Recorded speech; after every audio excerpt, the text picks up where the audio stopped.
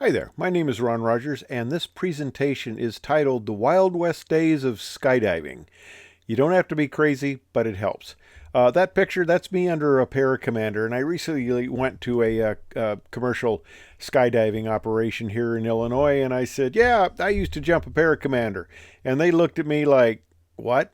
We don't know what that is. And I go, come on, you got to be kidding. I didn't feel that old. But anyway, I've got four parts to this. The first one is about learning to skydive and some really weird things that happen in that. The second one is about uh, going to what ended up being kind of a crazy group of skydivers after the club I learned in folded. The third one's about where I founded and was president of the Iowa parachute team and some endeavors we have there.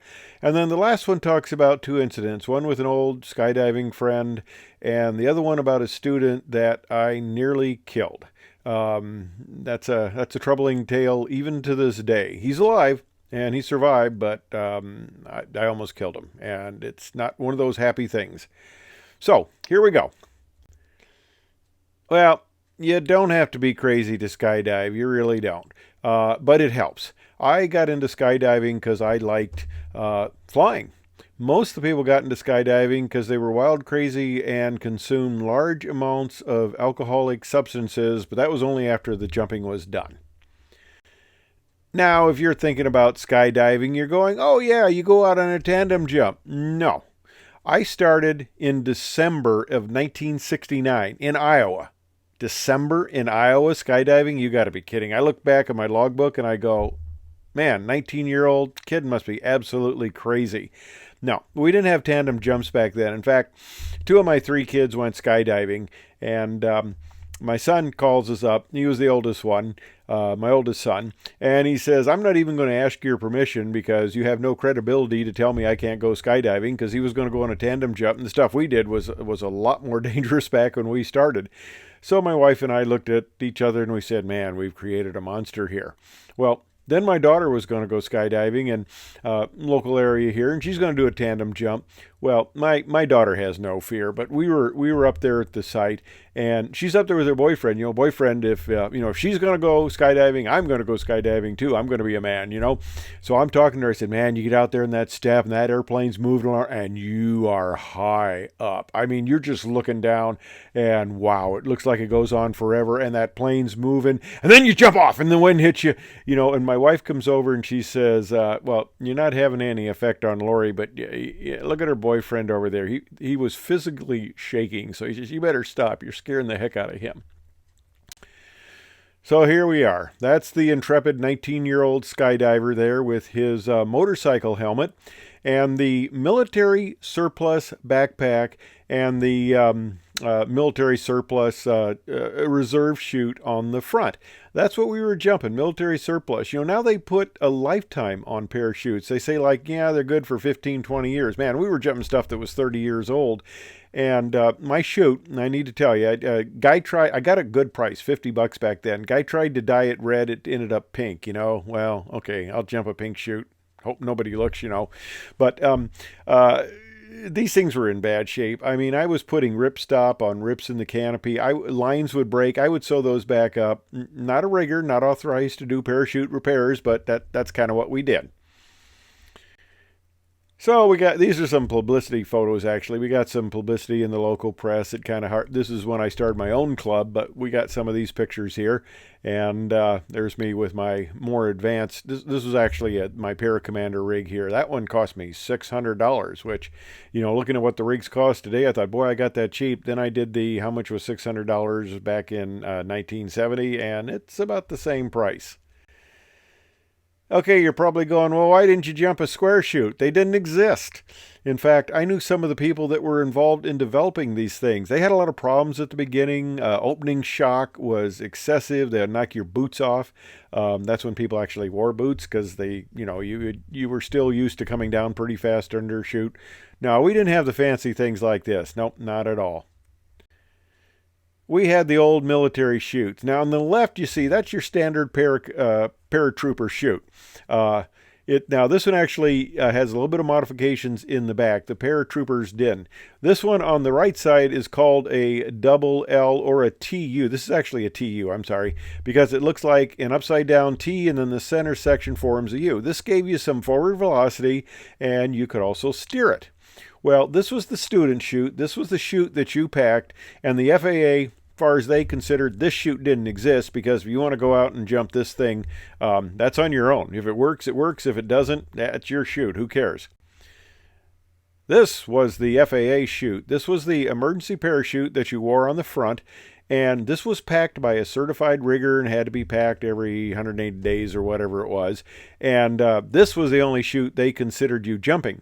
And usually, more often than not, you did not use this chute. That was a good thing, because this was an emergency chute, and that meant something was wrong with your other chute. So here's after one of my jumps. There's my instructor there on the left, and there's me on the right, young person there. And there's a little snowmobile suit that my mother actually sewed up for me to ride my motorcycle in the winter in Iowa. And I actually had it set up with tubing on the inside that I was going to pump fluid in, but the thing was so darn warm I didn't need it. It was very warm. That's the Intrepid Aviator there getting ready to go. And on the right side, that's one of my more sterling, not so much landings there. Of course, every parachutist has your parachutist log. And there's my first entry, 6th December 1969 in Iowa. And I don't know why that first part is smudged. I don't think I was crying or anything. It went better than that. But that's talking about my first jumps. Now, the way we did it, okay, we kind of did it like the military.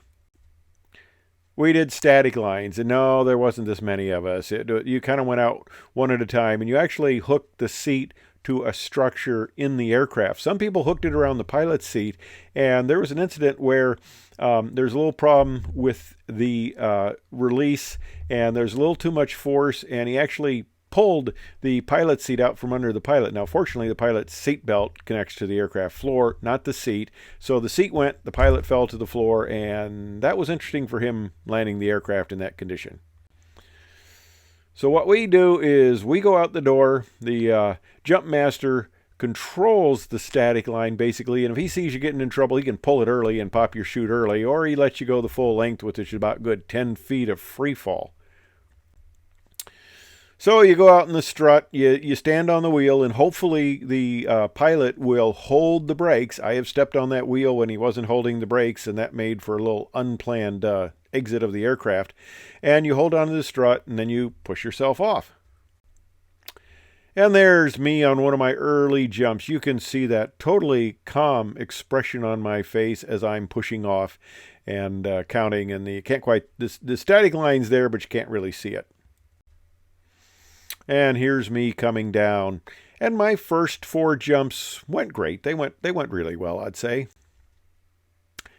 The 5th jump, not so much. I had a little problem with a line over. That left chute there, that's what's called a Mae West. It looks like a big brassiere. That's where it gets the term Mae West. And I had a line that went over. And so on my 5th jump, I used my reserve. And there's a picture of the example of the Mae West. I had gotten rid of it. There's me coming down under the reserve. Oh, and I had one other little incident as I was learning to skydive. I am not the most athletic person, or at least at the time. I work out now and stuff like that. Still probably not terribly athletic, but I tended to get into these rotations. And I would actually wrap up my lines halfway up the chute. Then I would set once it opened and just kind of wait for them to unfurl.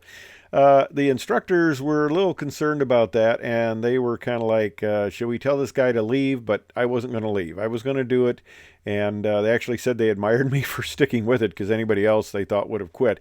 But I stayed with it, and somehow, I don't know how, but I figured out the problem, and I stopped from spinning, and then everything went fine. Unfortunately, that following year, I started jumping in December the 1969. In around July of 70, the operation, it was up at Marion, Iowa, just suddenly stopped. I guess they weren't making it money-wise, and they just closed the books, and that was the end of my flying career. Now, my skydiving career. Okay, my flying career had not at all begun. This is my skydiving career. Now I'm going to tell you about what happened next, because I went to this skydiving group out near Davenport, Iowa, and these people were absolutely crazy, and I'll tell you about that. Thanks for watching, and I hope you stay tuned for the next episodes. Suspense. Thanks.